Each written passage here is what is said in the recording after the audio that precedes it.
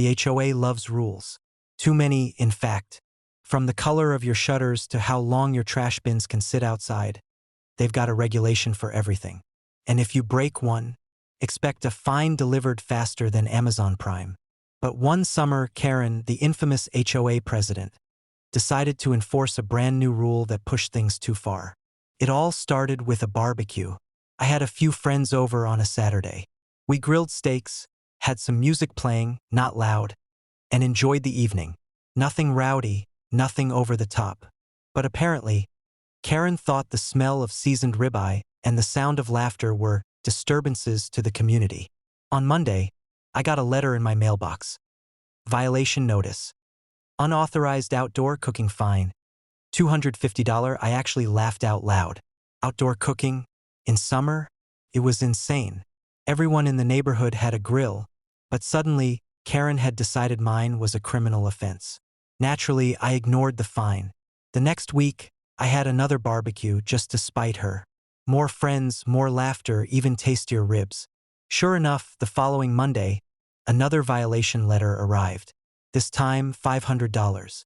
That's when I realized Karen wasn't just bluffing. She was on a mission. So I did what any reasonable person would do. I dug out the HOA bylaws. Turns out, Karen had slipped in a no outdoor cooking rule at the last board meeting when half the members weren't even present. Classic Karen move. But here's the catch, new rules weren't valid until they were filed with the county. And guess what? She never filed it. I had her. But instead of going straight for the kill, I decided to set a trap.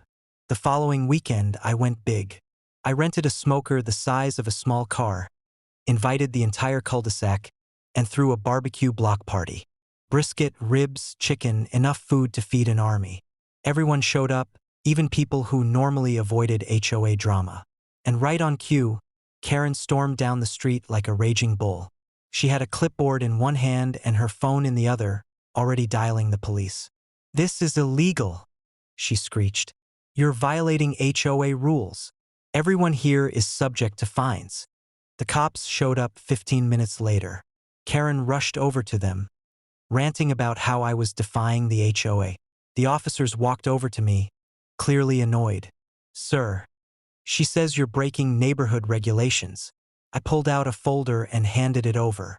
"Here's a copy of the HOA bylaws and the county clerk's office certification. That rule she's talking about was never filed, which means legally it doesn't exist." The officers skimmed the paperwork, then turned to Karen. "Ma'am, he's right.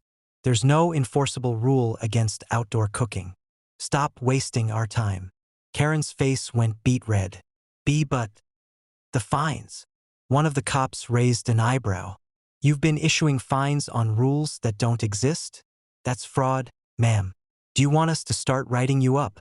The crowd erupted in laughter. Karen tried to save face by storming off, but the damage was done. Everyone saw her get humiliated in front of the cops. The next week, a group of homeowners demanded a special HOA meeting. They wanted answers about the bogus fines, the power trips, and Karen's constant harassment.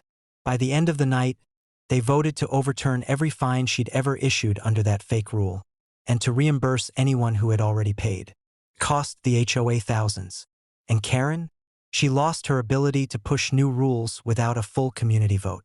Her little empire of fear crumbled overnight. The cherry on top?